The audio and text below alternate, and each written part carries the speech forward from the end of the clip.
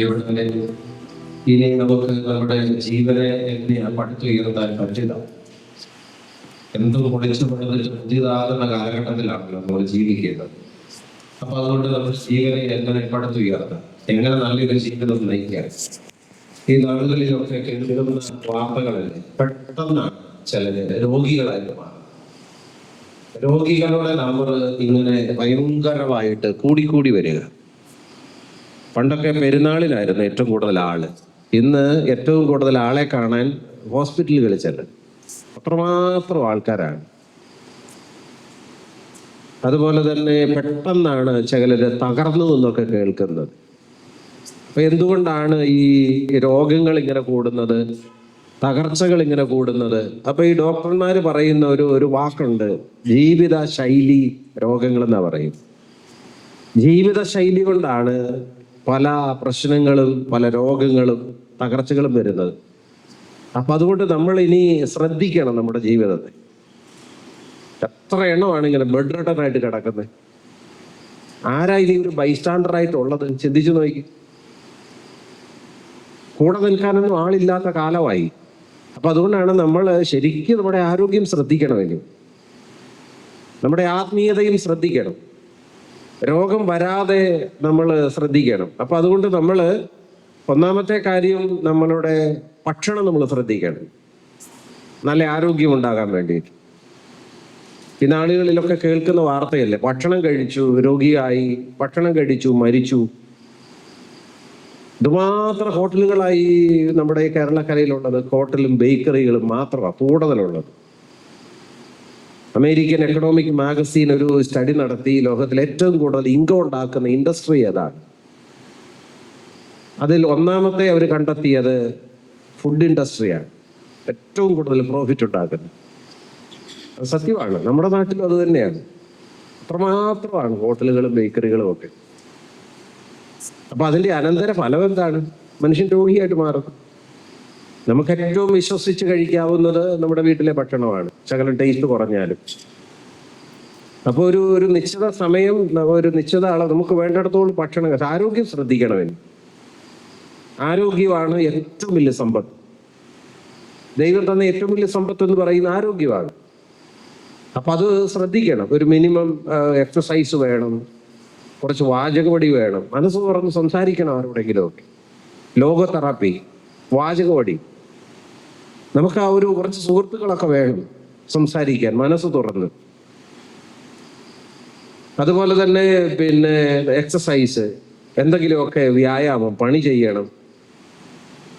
അടുക്കള എന്ന് പറയുന്നത് പുരുഷന്മാർക്ക് നിഷിദ്ധമല്ല. അത് ഒന്നിച്ച് രണ്ടുപേരും കൂടെ ഒരുമിച്ച് പ്രവർത്തിക്കേണ്ട ഒരു ഏരിയ ആണ് അടുക്കള എന്നൊക്കെ പറയുന്നത്.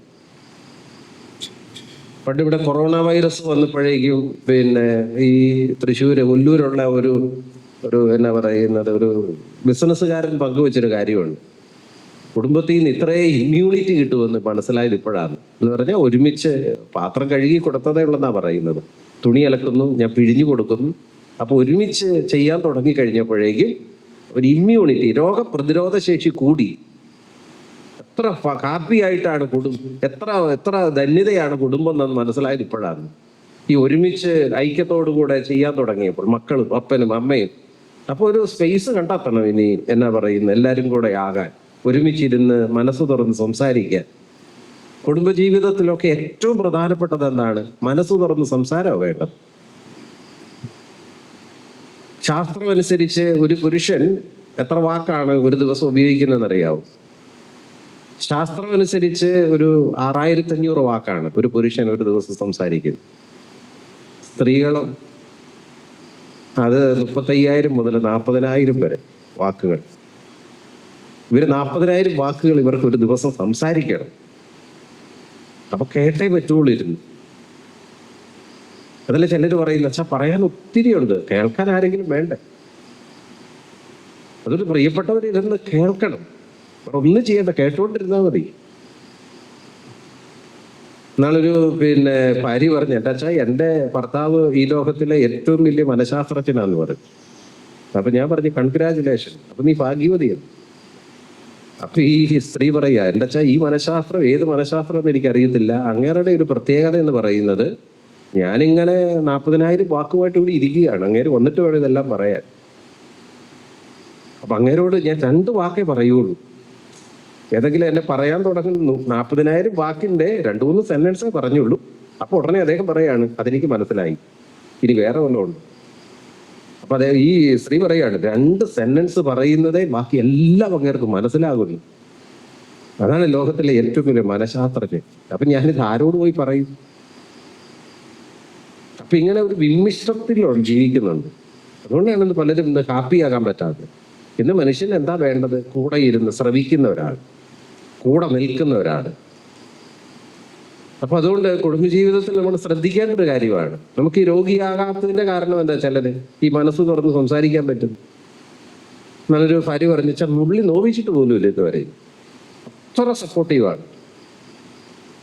എനിക്ക് ഏറ്റവും വലിയ ഭാഗ്യം എന്ന് പറയുന്നത് ഈ ഒരു മനുഷ്യനാണ്. എനിക്ക് ഏറ്റവും വലിയ ഭാഗ്യം.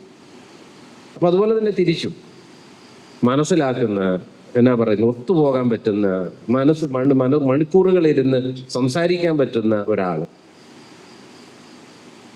പൃഥ്വിരാജിന്റെ ഒരു എന്നാ പറയുന്നത് ഇന്റർവ്യൂ ഉണ്ടായിരുന്നു. അപ്പൊ എന്തുകൊണ്ടാണ് ഈ സുപ്രിയെ തെരഞ്ഞെടുക്കുന്നത്? ഞങ്ങൾ തമ്മിൽ മണിക്കൂറുകളിരുന്ന് സംസാരിക്കാൻ പറ്റും. അതാണ് അദ്ദേഹം പറയുന്നത് ഏറ്റവും പ്രധാനപ്പെട്ട കാര്യം. ഏതെങ്കിലും ഒരു കാര്യത്തെക്കുറിച്ച് സംസാരിക്കാൻ തുടങ്ങും, അതിലിരുന്ന് അഭിപ്രായ വ്യത്യാസങ്ങളില്ലാതെ മണിക്കൂറുകളിരുന്ന് സംസാരിക്കാൻ പറ്റും. അപ്പം മനസ്സ് ഫ്രീ ആയി. അപ്പൊ ഈ വാചകോടി ഒത്തിരി ആവശ്യമാണ്. ഇന്ന് കുടുംബത്തിൽ കുറഞ്ഞുകൊണ്ടിരിക്കുന്നത് അത് തന്നെയാണ്. അപ്പൊ അത് എന്നാ പറയുന്നത്, ശരീരത്തിനും മനസ്സിനും എന്നാ പറയുന്നത് രോഗാവസ്ഥയിലേക്ക് പോകാൻ കാരണമാകാം. പ്രത്യേകിച്ച് ഇന്ന് നമ്മുടെ അടുത്ത തലമുറ നമ്മുടെ കയ്യിലില്ല. അത് കുഞ്ഞുങ്ങളൊക്കെ ഉണ്ടെങ്കിൽ എന്നാ ഭാഗ്യം അത് ചിന്തിച്ച് അവരെയൊക്കെ വളർത്തി നമ്മുടെ ഉള്ളിലുള്ള നന്മകളൊക്കെ ഇങ്ങനെ പകർന്നു കൊടുക്കാൻ പറ്റുകയല്ലേ. അപ്പൊ അതുകൊണ്ട് ആരോഗ്യം ശ്രദ്ധിക്കണം, ഭക്ഷണമൊക്കെ ശ്രദ്ധിക്കണം. നമുക്ക് ദാനിയേൽ പ്രവാചകന്റെ പുസ്തകത്തില്, ദാനിയേൽ പ്രവാചകന്റെ പുസ്തകം 1-ാം അധ്യായം, അവിടെ ദാനിയേലിനെയും കൂട്ടരെയും രാജകൊട്ടാരത്തിലാണ്. അപ്പൊ ഈ ദാനിയേലിനും കൂട്ടുകാർക്കും രാജാവ് ഭക്ഷണം കൊടുക്കുകയാണ്, വിഭവസമൃദ്ധമായ ഭക്ഷണം. രാജാവ് കഴിക്കുന്നതൊക്കെ ഈ ദാനിയേലിനും കൂട്ടർക്കും കൊടുക്കാനുള്ളത് നിർദ്ദേശമുണ്ടായി. അപ്പൊ ദാനിയേൽ അവിടെ എടുത്തൊരു തീരുമാനം എന്നാണെന്നറിയാവോ? 8-ാമത്തെ വചനം, വിഭവസമൃദ്ധമായ ഭക്ഷണം കൊണ്ടോ അവൻ കുടിച്ചിരുന്ന വീഞ്ഞുകൊണ്ടോ മലിനമാകില്ലെന്ന് ദാനിയേല് നിശ്ചയിച്ചു. ദാനിയേല് 1:8, വിഭവസമൃദ്ധമായ ഭക്ഷണം കൊണ്ടോ രാജാവ് കഴിച്ച വീഞ്ഞുകൊണ്ടോ എൻ്റെ ശരീരം മലിനമാകില്ലെന്ന് തീരുമാനമെടുത്തു. ദാനിയേല് കൂട്ടരോട് പറയുന്നുണ്ട്, ഇവിടെ നമ്മുടെ അപ്പനും അമ്മയൊന്നുമില്ല, ഇവിടെ വലിയ ധാർമ്മികതയൊന്നുമില്ല, നമുക്ക് ഏത് ഭക്ഷണവും കഴിക്കാം, രാജാവ് തരുന്നതാണ്, പക്ഷേ എൻ്റെ മനസ്സ് മലിനമാകിയാലെന്ന് തീരുമാനമെടുത്തു. അപ്പൊ ചിലതിനോട് നോ പറയരുത്. ഇവിടെ രാജകൊട്ടാരത്തിലാണ് ഈ ദാനിയേൽ പറയുന്നത്, എനിക്കാ ഭക്ഷണം വേണ്ടത്, അത് കഴിച്ചാൽ ശരീരം മലിനമാകും, ആരോഗ്യം നഷ്ടപ്പെടാം. അപ്പൊ നോക്കിയേ, നമുക്ക് എല്ലാം അവൈലബിൾ ആണ്. അതല്ലേ പൗലോസ്ലീഹ പറയുന്നത്? പൗലോസ്ലീഹായുടെ ലേഖനം 1-ാം കൊരിന്ത്യസിന്റെ 6:12, എല്ലാം എനിക്ക് നിയമാനുസൃതമാണ്, പക്ഷെ എല്ലാം പ്രയോജനകരമല്ല. എല്ലാം എനിക്ക് നിയമാനുസൃതമാണ്, എന്നാൽ അതൊന്നും എന്നെ അടിമപ്പെടുത്താൻ ഞാൻ അനുവദിക്കുകയില്ല. പലതിൻ്റെ അടിമയായിട്ട് മാറിയിട്ടുണ്ട് പലരും. ചിലത് കിട്ടിയേ പറ്റുള്ളൂ. അടിമ. നമ്മൾ അടിമയാകാൻ വേണ്ടിയിട്ടല്ലല്ലോ വിളിച്ചിരിക്കുന്നത്.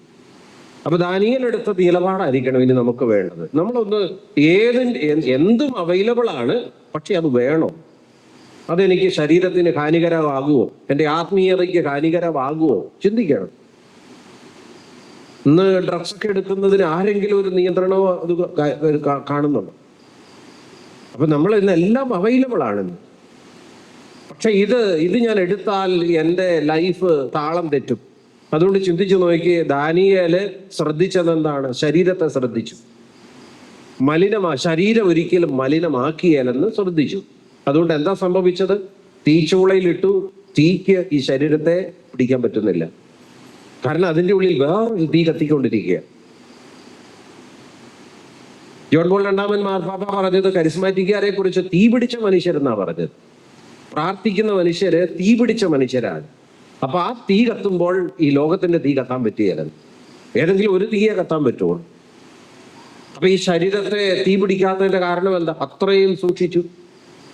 സിംഹക്കുഴി കൊണ്ടുപോയിട്ടു, സിംഹത്തിന് കടിക്കാൻ പറ്റുന്നില്ല. കാരണം അത് ആ ശരീരം എന്നാ പറഞ്ഞ അത്രയും വിശുദ്ധിയുള്ളതാണ്. ഞാൻ ചിന്തിക്കുന്ന കാര്യമുണ്ട്. ഈ സഭയില് ഇന്ന് തിരുസഭാ ചരിത്രം പരിശോധിച്ചാൽ 103 ശരീരങ്ങൾ അഴുകാത്തത് കിടപ്പുണ്ട്. 103 ശരീരം അഴുകിയിട്ടില്ല. നമ്മളൊക്കെ മരിച്ചു എന്ന് പുഴു കയറുന്ന ഓർത്തണ്ടാ മതി. എന്താ ഈ പുഴു കയറി വരുമ്പോൾ അവർക്ക് തിന്നാൻ പറ്റാത്തത്? മരിച്ചു കഴിയുമ്പം ഈ ശരീരത്തിൽ ഈ പുഴു വരണ്ടേ, ഈ അണുക്കൾ വരണ്ടേ? പക്ഷെ അവർക്ക് തിന്നാതിരിക്കുന്നു. അവര് പറയുന്നത് എന്താണ്? ഇത് തിന്നാലും ദഹിക്കുകയല്ല. നമ്മളിത് തിന്നാൽ ദഹിക്കില്ല. കാരണം അത്ര വിശുദ്ധിയുള്ളതാണ്. 103 ശരീരം അഴുകാതിരിക്കുക. ഫ്രാൻസിസ് സേവ്യറിന്റെ ഒക്കെ ശരീരം ഈ അടുത്ത കാലത്ത് അത് പുറത്തെടുത്ത് വെച്ചു. എത്ര മനുഷ്യരാ പോയി കണ്ടത്? എത്ര വർഷം കഴിഞ്ഞു? 450ഓളം വർഷം കഴിഞ്ഞിട്ട് ആ ശരീരം അതേപടി ഇരിക്കുക. അത് എവിടെയാ? ചൈനയിലോ അങ്ങോട്ട് പോകുന്ന വഴിയിലാണ് മരിക്കുന്നത്. എന്നിട്ട് ഒരു ദ്വീപിൽ ചെന്ന് അപ്പം തിരിച്ച് ബോഡി കൊണ്ടുവരണം. അവരെന്ത് ചെയ്തു? ചുണ്ണാമ്പ് കൂടെ ഇട്ടിട്ടാണ് അത് അടക്കിയത്. എന്തിനാ? ദ്രവിക്കണം. തിരിച്ചു പോരുമ്പോൾ അസ്ഥി മാത്രം കൊണ്ടുവന്നാൽ മതിയല്ലോ. ഇവര് തിരിച്ചു വന്ന് ഈ കുഴി തുറക്കുമ്പോൾ ആ ചുണ്ണാമ്പിട്ട ശരീരമാണ്. എന്നിട്ടും ആ ശരീരത്തിന് ഒരു കേടും സംഭവിച്ചില്ല. പിന്നെ തിരിച്ചു കൊണ്ടുപോരുമ്പം ഈ പെട്ടിക്ക് എന്നാ പറയുന്നത് വലിയ മുഴുപ്പില്ലായിരുന്നു. അപ്പം തലയൊക്കെ ഇങ്ങനെ വളച്ചു വെച്ചു, കാലൊക്കെ ഇങ്ങനെ വളച്ചു വെച്ചു. എന്നിട്ടാണ് ഈ പെട്ടിക്കകത്ത് വെച്ചത്. പെട്ടിയിൽ നിന്ന് എടുക്കുമ്പോഴും ശരീരത്തിന് ഒരു ഡാമേജും ഇല്ല. അപ്പം വിശുദ്ധിയുള്ള ശരീരത്തിന്റെ പവർ തിരിച്ചറിഞ്ഞു നോക്കി.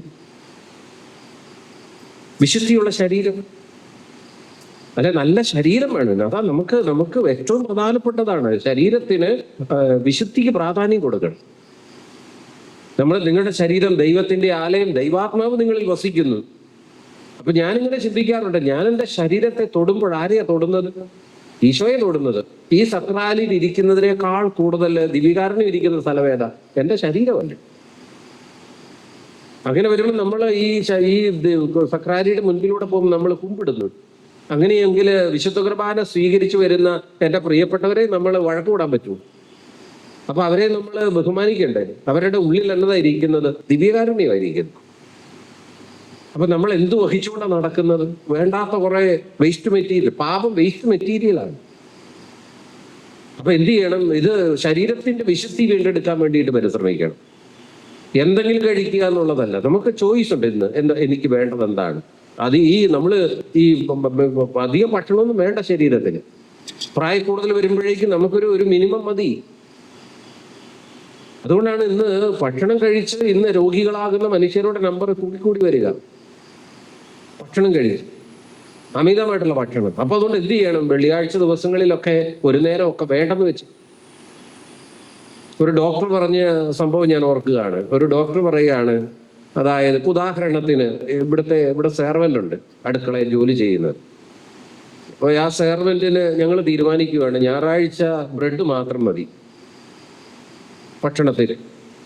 അപ്പൊ അധികം നേരം ഒന്നും ഉണ്ടാക്കണ്ടല്ലോ, ബ്രെഡും ജാമും മാത്രം മതി. അപ്പൊ അവർക്ക് അടുക്കള വന്ന് കാപ്പി മാത്രം വന്നെത്തിയാൽ മതി. അപ്പൊ അങ്ങനെ അവർക്ക് ഫ്രീ കൊടുക്കുമ്പോൾ എന്താ സംഭവിക്കുന്നറിയാം? അവരുടെ പേഴ്സണൽ വർക്ക് ചെയ്യാനുള്ള സമയം കിട്ടും അവർക്ക്. അല്ലെങ്കിൽ ഫുൾ ടൈം ഇങ്ങനെ അടുക്കളയിൽ നിന്ന് വർക്ക് ചെയ്യണ്ടേ? പേഴ്സണൽ വർക്ക് ചെയ്യാനുള്ള സമയം കിട്ടുന്നു. അപ്പൊ ഈ ഡോക്ടർ പറഞ്ഞത്, നമ്മൾ എല്ലാ ദിവസവും രാവിലെ ഭക്ഷണം കഴിക്കുന്നു. അപ്പൊ അത് ഉടനെ ഡൈജസ്റ്റീവ് സിസ്റ്റത്തിന്റെ പ്രവർത്തനം തുടങ്ങുകയാണ്. അത് തീരുമ്പോഴേക്കും നമ്മൾ അടുത്തത് എന്തെങ്കിലും ഇട്ട് കൊടുക്കും. അപ്പൊ പിന്നെ ആ മെഷീൻ വീണ്ടും വർക്ക് ചെയ്യാണ്. പിന്നെ 10 മണിക്ക് ഉച്ചയ്ക്ക് ലഞ്ച് ഇട്ട് കൊടുത്തു, അതും വർക്ക് ചെയ്തുകൊണ്ടിരിക്കുകയാണ്. 4 മണിക്ക് ശകലം കൂടെ, അത്താഴം വേറെ. അപ്പൊ ഈ digestive system full time work ചെയ്യാണ്. അപ്പൊ ഈ ഡോക്ടർ പറയാണ്, ഞാൻ ഒരു നേരം ഭക്ഷണം വേണ്ടെന്ന് വെക്കുകയാണ്. അപ്പോൾ ഡൈജസ്റ്റീവ് സിസ്റ്റം ഫ്രീ ആയി. അപ്പൊ എൻ്റെ കോശങ്ങളുടെ റിപ്പയർമെന്റ് നടക്കുന്നു. കോശങ്ങളുടെ റിപ്പയർമെന്റ് എപ്പോഴാണ്? ഞാൻ ഒരു നേരം ഭക്ഷണം കഴിക്കാതെ വരുമ്പോൾ കോശങ്ങളുടെ വർക്ക് നടക്കുകയാണ്. അപ്പൊ അത് നമ്മുടെ ശരീരത്തെ ഹെൽപ്പ് ചെയ്യുകയാണ് ശരിക്കും. ഉപവാസമൊക്കെ വെള്ളിയാഴ്ച ദിവസമോ ഏതെങ്കിലുമൊക്കെ അതൊരു എന്നാ പറയുക, ശരീരത്തിന്റെ വിശുദ്ധീകരണത്തിന് വേണ്ടിയിട്ടാണ്. അതുവഴി ഇപ്പം ദാനിയേല് പറയില്ലേ, രാജാവ് പറഞ്ഞു നിനക്ക് ആരോഗ്യം ഉണ്ടാകണമെങ്കിൽ ഭക്ഷണം കഴിക്കണം. പക്ഷേ ദാനിയേല് തെളിയിച്ചു വെജിറ്റബിളും വെള്ളമൊക്കെ കുടിച്ച് അവരുടെ ആരോഗ്യമാണ് മെച്ചപ്പെട്ട ആരോഗ്യമെന്ന്. ഞാൻ ഈ അടുത്ത കാലത്ത് ഒരു പള്ളിയിൽ ധ്യാനിപ്പിക്കാൻ വേണ്ടി പോയപ്പോഴേക്കും രാവിലെ പിള്ളേരുടെ ഒരു സെഷൻ ഉണ്ടായിരുന്നു ഒരു ദിവസം. അപ്പൊ ഞാനന്ന് നോമ്പ് കാലത്തായിരുന്നു. അപ്പൊ ഞാൻ ഇവരോട് പറഞ്ഞു, നിങ്ങളെ നോമ്പ് നോക്കുന്നവര് കൈവെക്കാൻ പറഞ്ഞു. ഈ നോമ്പ് എന്ന് പറഞ്ഞത് പലർക്കും ചിലർക്ക് മനസ്സിലായില്ല, ചില പിള്ളേർക്ക്. അതിനകത്ത് ഒരു കുറച്ച് പേര് മാത്രമേ ഉള്ളൂ ഈ നോമ്പ് നോക്കുന്നത്.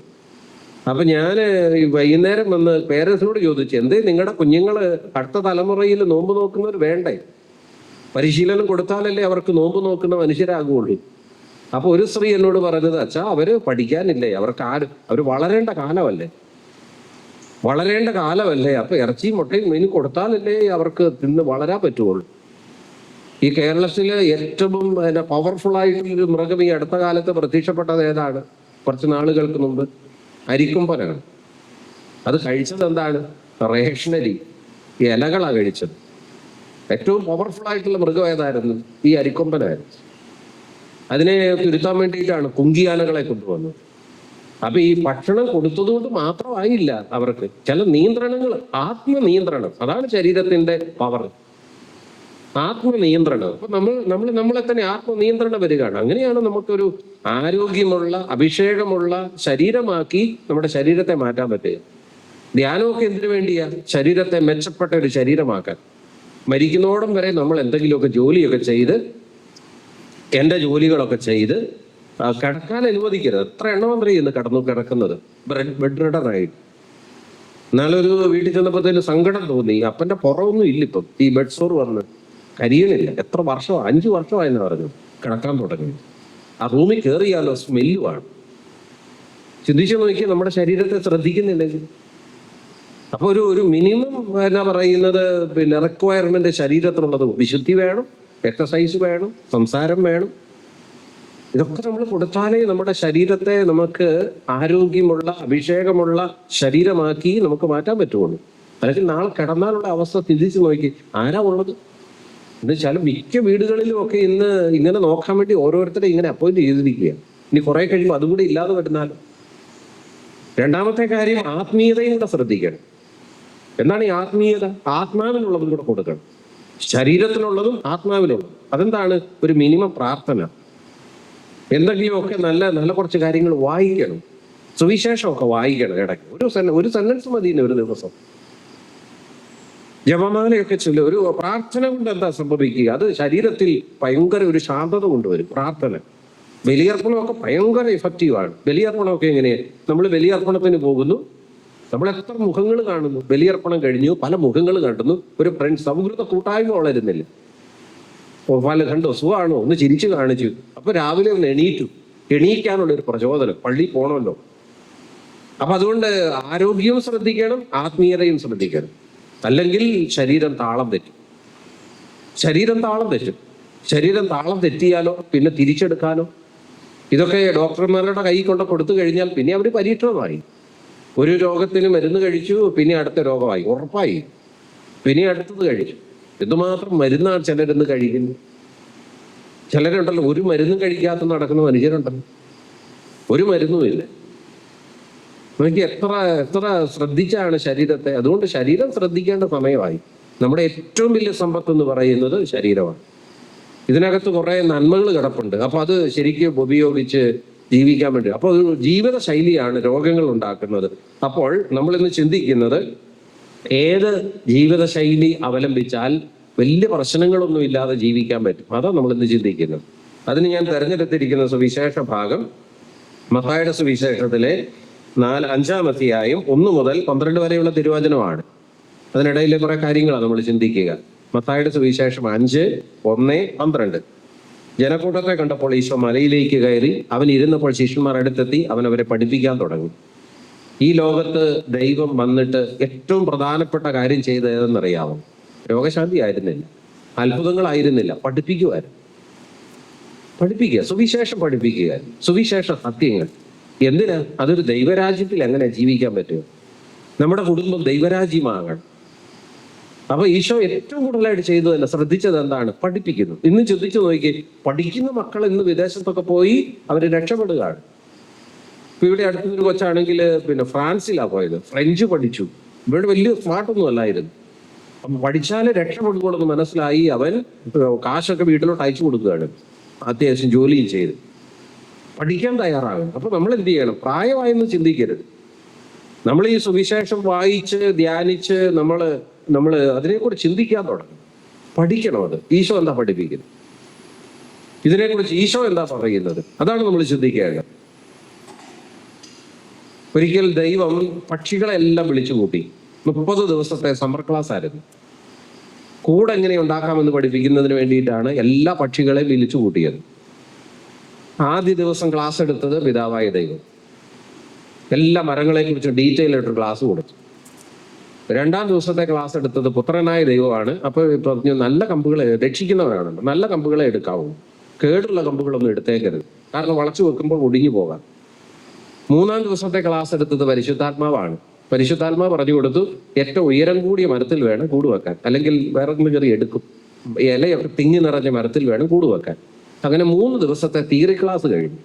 പിന്നെ മുഴുവനും പ്രാക്ടിക്കൽ സെഷൻസ് ആയിരുന്നു. വന്നത് മുഴുവനും കാവൽമാലാഖമാരെ. അപ്പൊ ഈ പ്രാക്ടിക്കൽ സെഷൻസിന് കാവൽമാലാഖമാര് ക്ലാസ് എടുക്കാൻ വേണ്ടി വരുമ്പോൾ ഈ പക്ഷികളെ മിക്കവരും പറഞ്ഞു, നമുക്ക് തിയറി നമ്മുടെ കയ്യിലുണ്ടല്ലോ, ഇനി നോട്ട് നോക്കി പഠിക്കാന്ന് പറഞ്ഞ് മിക്ക പക്ഷികൾ ഉഴപ്പാൻ തുടങ്ങി. പലരും ക്ലാസ്സിൽ പോകുകയല്ല, ഇത്രയൊക്കെ മതി എന്ന് പറഞ്ഞിരിക്കുകയാണ്. കൊയ്ത്ത് നടക്കുന്നു, പോയില്ലെങ്കിൽ ഒരു മണി പോലും കിട്ടിയാല, അതുകൊണ്ട് ലീവ് ലെറ്റർ കൊടുത്തു വിട്ടു.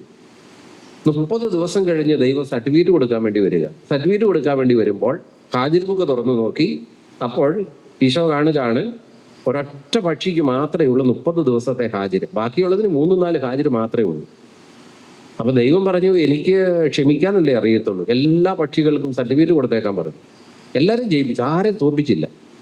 പക്ഷേ 30 ദിവസവും ക്ലാസ്സിൽ അറ്റൻഡ് ചെയ്ത പക്ഷിക്ക് ഡിസ്റ്റിങ്ഷൻ എന്നെഴുതി സർട്ടിഫിക്കറ്റും കൊടുത്തു. എല്ലാ പക്ഷികളും കൂടുണ്ടാക്കാൻ തുടങ്ങി. ഇന്ന് ചരിത്രത്തിലേക്ക് നോക്കിയാൽ ഏത് പക്ഷിയുടെ പക്ഷിക്കൂടാണ് ഏറ്റവും മനോഹരമായ പക്ഷിക്കൂട്? തൂക്കണാഗിരിയുടെ കൂടാണ്. തൂക്കണാഗിരിയുടെ കണ്ടിട്ടില്ലേ? ഒരു പ്രത്യേക ഇങ്ങനെ ഞാൻ കിടക്കുന്ന ഒരേ തരത്തിലുള്ള നാരുകൾ കൊണ്ട് എത്ര മനോഹരമാണ്. ചില വീട്ടിൽ ചെന്നാലും തൂക്കിയിട്ടിരിക്കുന്നത് കാണാം. ഈ തൂക്കണാകുരുവിക്ക് എങ്ങനെയാണ് ഇത്രയും മനോഹരമായി പക്ഷിക്കൂട് ഉണ്ടാക്കാൻ പറ്റുന്നതെന്ന് അറിയാമോ? കാരണം തൂക്കണാകുരുവിയാണ് 30 ദിവസം ക്ലാസ്സിൽ അറ്റൻഡ് ചെയ്ത ഏക പക്ഷി. അപ്പൊ പഠിക്കേണ്ട പാഠങ്ങളെല്ലാം പഠിച്ചു. അതുകൊണ്ടാണ് അത്രയും മനോഹരമാണ്. അപ്പൊ നമ്മുടെ ജീവിതം മനോഹരമാകണമെങ്കിൽ ഈ ദൈവം പഠിപ്പിച്ചത്, മാതാപിതാക്കന്മാർ പഠിപ്പിച്ചത്, ഗുരുക്കന്മാർ പഠിച്ചതൊക്കെ നമ്മൾ പഠിക്കണം, പ്രാവർത്തികമാക്കണം. കാക്കയുടെ കൂട് കണ്ടിട്ടില്ലേ? അത് ചിലപ്പോൾ ഇലക്ട്രിക് പോസ്റ്റിൽ കൊണ്ട് കൂട് വെക്കും. അതിനകത്ത് കച്ചിത്തിരുമ്പുണ്ട്, കമ്പി കഷ്ണമുണ്ട്, കിട്ടുന്നതെല്ലാം കൊണ്ട് കൂട് വെക്കും. കാരണം ആകെ 3 ദിവസത്തെ ക്ലാസ്സിനെ കക്ഷി പോയിട്ടുണ്ട്. പരുന്തിന്റെ കൂട് കണ്ടിട്ടില്ലേ? അവരൊക്കെ പോയത് 3 ദിവസത്തെ ക്ലാസ്സേ ഉള്ളൂ. തൂക്കണാകുരുവി എങ്ങനെയല്ല, 30 ദിവസം. അപ്പൊ കഥ പഠിപ്പിക്കുന്നത് എന്താണ്? ജീവിതം മനോഹരമാക്കണോ? എന്തെല്ലാം കാര്യങ്ങളാണ് ഓരോ നാളുകളിലും ഓരോരുത്തരും ഒന്ന് നമ്മളെ പഠിപ്പിച്ചിട്ടുള്ളത്. എന്തിനു വേണ്ടിയിട്ടായിരുന്നു? നമ്മുടെ ജീവിതം മനോഹരമാക്കാനാണ്. എങ്ങനെയാ പ്രതിസന്ധികളുടെ നടുവിൽ ജീവിക്കാൻ പറ്റുക? പൗലോസ്ലീഹായുടെയൊക്കെ ലേഖനം വായിക്കും. പാമ്പ് കടിയേറ്റു, കപ്പൽ അപകടത്തിൽപ്പെട്ടു,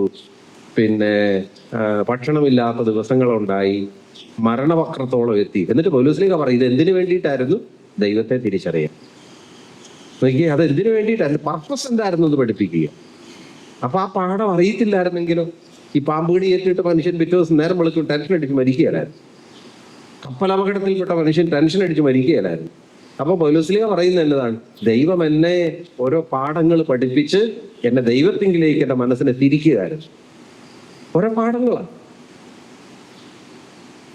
ചിന്തിച്ചു നോക്കി. അപ്പൊ നമ്മൾ എന്ത് ചെയ്യണം? ഒരു പ്രതിസന്ധി വരുമ്പോ എത്ര പാഠങ്ങളാണ് പഠിക്കുന്നത്. നിങ്ങൾ കേട്ടിട്ടില്ലേ? അതായത് ഈ പൗലോസ്ലീഹ ക്രിസ്ത്യാനികളെ ഇങ്ങനെ നിഷ്ഠൂരമായിട്ട് കൊല്ലാൻ വേണ്ടിയിട്ട് അപേക്ഷപത്രം വാങ്ങി ഡമാസ്കസിലേക്ക് വരികയാണ്. അപ്പൊ ഈ ഡമാസ്കസിലിരുന്ന് ഒരു മനുഷ്യൻ, അനനിയാസ് എന്നൊരു മനുഷ്യൻ എന്ത് ചെയ്തു? അനനിയാസ് ടെൻഷൻ പിടിച്ചു മരിക്കുക. കാരണം ഏതാനും നിമിഷങ്ങൾക്കുള്ളിൽ ഞങ്ങളുടെ പ്രിയപ്പെട്ടവർ കൊല്ലപ്പെടുന്നു, ഞങ്ങളെ വാളിനിരയാക്കുന്നു, ഈ മനുഷ്യന് വേണമെങ്കിൽ ടെൻഷൻ അടിച്ചു മരിക്കാം. അപ്പം അവിടെ സംഭവിച്ചത് എന്താണ്? അനനിയാസ് എന്ത് ചെയ്തു? അനനിയാസ് അവിടെ ഇരുന്ന് പ്രാർത്ഥിച്ചുകൊണ്ടിരുന്നു. അപ്പോഴെന്താ സംഭവിച്ചത്? ഈ സാവൂള് ക്രിസ്ത്യാനികളെ പീഡിപ്പിക്കാൻ വേണ്ടിയിട്ട് ദമാസ്കസിനെ സമീപിക്കവേ അവൻ എന്ത് ചെയ്തു? മറിഞ്ഞു വീണു. കാരണം എന്താണ്? അനനിയാസ് പ്രാർത്ഥിച്ചുകൊണ്ടിരിക്കുന്നത് എന്തിന്? കർത്താവെ, ഈ ദമാസ്കസിലുള്ള ഞങ്ങളെ രക്ഷിക്കാൻ നിനക്ക് മാത്രമേ പറ്റുള്ളൂ. പാഠം അതൊക്കെ. അപ്പൊ എനിക്കും ഈ പാഠമല്ലേ വേണ്ടത്? അപ്പൊ ഇതൊക്കെ ഓരോ പാഠങ്ങൾ നമ്മളെ പഠിപ്പിക്കുക. ആര്? അനനിയാസ പഠിപ്പിക്കുന്നത്. ഇന്ന് അനനിയാസ് സ്വർഗത്തിൽ എന്ന് പറയുന്നുണ്ട്, ഇന്ന് നമുക്ക് വന്യമൃഗങ്ങൾ വരുമ്പോൾ നമ്മുടെ കയ്യിൽ ആയുധമൊന്നുമില്ല, പ്രശ്നങ്ങളുള്ള മനുഷ്യർ വരുമ്പോൾ ആയുധമൊന്നുമില്ല. എന്ത് ചെയ്യണം? നമ്മൾ പ്രാർത്ഥന ആരംഭിക്കണം. അതിന് പവറുണ്ട്. ഈ ക്ലാര പുണ്യവതിയുടെ മഠത്തില് സിസ്റ്റേഴ്സ് വന്ന് പറഞ്ഞു, ഇതാ മദറെ, ശത്രുക്കൾ വന്ന് നിൽക്കുന്നു, ഏതാനും നിമിഷങ്ങൾക്കുള്ളിൽ നമ്മുടെ ഗവൺമെന്റ് ആക്രമിക്കപ്പെടാം, എന്ത് ചെയ്യും? ഉടനെ ക്ലാര പുണ്യവതി എന്ത് ചെയ്തു? അകത്തു പോയി ദിവികാരനും എടുത്തുകൊണ്ട് മുൻപിൽ പിടിച്ചുകൊണ്ട് നിന്നു. ശത്രുക്കളെല്ലാം ഓടി. അതുകൊണ്ടാണ് ക്ലാര പുണ്യവതിയുടെ സ്റ്റാച്യുവില് ഒരു അരളിക്ക ഇങ്ങനെ പിടിച്ചുകൊണ്ട് നിൽക്കുന്നത്. ഇതൊക്കെ പാഠങ്ങളായിരുന്നു. ഓരോ ദിവസവും നമ്മൾ ഓരോ പാഠങ്ങൾ പഠിക്കുകയാണ്. എന്തിനാ? അപ്പൊ ഇത് പ്രാവർത്തികമാക്കാൻ സാധിക്കണം നമ്മൾ. അല്ലാണ്ട് കുറെ സുവിശേഷം കേൾക്കാന്നുള്ള, ഇത് നാളെ എൻ്റെ ജീവിതത്തിൽ ഇത് അപ്ലൈ ചെയ്യണം. ഒരു പ്രതിസന്ധി വരുമ്പോൾ ഈ അനനിയാസ് എന്ത് ചെയ്തു? കൈയും വിരിച്ചു പിടിച്ചുകൊണ്ട് പ്രാർത്ഥിച്ചു. അപ്പോൾ ഈ സാവൂളിന് ആ ബൗണ്ടറിക്ക് അകത്തോട്ട് കയറാൻ പറ്റിയില്ല. അപ്പൊ ഞാനും എന്ത് ചെയ്യണം? എൻ്റെ പ്രിയപ്പെട്ടവര് ഇങ്ങനെ തെറ്റിലേക്കൊക്കെ പോകുമ്പോൾ ഞാൻ എന്ത് ചെയ്യണം? എൻ്റെ പ്രാർത്ഥനയുടെ പവറാണ്. എൻ്റെ പ്രാർത്ഥനയുടെ പവറാണ്. നാളൊരു കർഷകൻ, വയനാട്ടിൽ നിന്നുള്ളൊരു കർഷകൻ, അദ്ദേഹത്തിന്റെ ഈ വാഴത്തോട്ടം മുഴുവനും ഇങ്ങനെ കാട്ടുപന്നി ഇങ്ങനെ കുത്തി നശിപ്പിച്ചുകൊണ്ടിരിക്കുകയാണ്. അപ്പൊ ഈ മനുഷ്യനും ഇതൊക്കെ അറിയാം. അദ്ദേഹം എന്ത് ചെയ്തു? ഓരോ വാഴയിലും ഇങ്ങനെ വചനം എഴുതിയിട്ട്, അത്രയും വിശ്വാസത്തോടെയാണ് വചനം എഴുതിയിട്ട് ഈ വാഴയില് ഇങ്ങനെ കുത്തിവെച്ചു, പ്രാണി വെച്ചു. ആ വാഴ കൊല കിട്ടുന്നോടം വരെ ഒരു പന്നി അതിനകത്ത് കയറിയും. ഇതൊക്കെ ആ മനുഷ്യൻ പറഞ്ഞ കാര്യമാണ്. നോക്കിയ ചില കാര്യങ്ങൾ വർക്ക് ചെയ്യുന്നു, ചില കാര്യങ്ങൾ പ്രാവർത്തികമാക്കേണ്ടത്. അപ്പൊ നമ്മൾ എന്ത് ചെയ്യണം ഇനി? അതല്ല, ഈശോ മലയിലേക്ക് കയറി ശിഷ്യന്മാരെടുത്തെത്തി അവരെ പഠിപ്പിക്കാൻ തുടങ്ങും. അപ്പൊ ഞാനും ഇന്ന് കുറച്ച് പാഠങ്ങൾ പഠിക്കുക. അതിൽ ഒന്നാമത്തെ പാഠം 3-ാമത്തെ വചനമാണ്. ആത്മാവിൽ ദരിദ്രരായവരെ ഭാഗ്യവാന്മാർ, സ്വർഗരാജ്യം നിങ്ങളുടെ. ആത്മാവിൽ ദരിദ്രൻ എന്ന് പറഞ്ഞതിന്റെ അർത്ഥം എന്താ? ആത്മാവിൽ ദരിദ്രൻ എന്ന് പറഞ്ഞാൽ ഞാൻ ഒന്നുമല്ല, എനിക്കൊന്നുമില്ല. അപ്പൊ ഉള്ളതോ ദൈവം തന്നതാണ്. എൻ്റെ കണ്ണുകൾ ദൈവം തന്നതാണ്, കാഴ്ച ദൈവം തന്നതാണ്. ഇതില്ലാത്ത എത്രയോ മനുഷ്യരുണ്ട്. നമ്മുടെയൊക്കെ മുൻപിലൂടെ കാലില്ലാത്ത മനുഷ്യരെ നടത്തിക്കൊണ്ട് പോയിട്ടില്ലേ?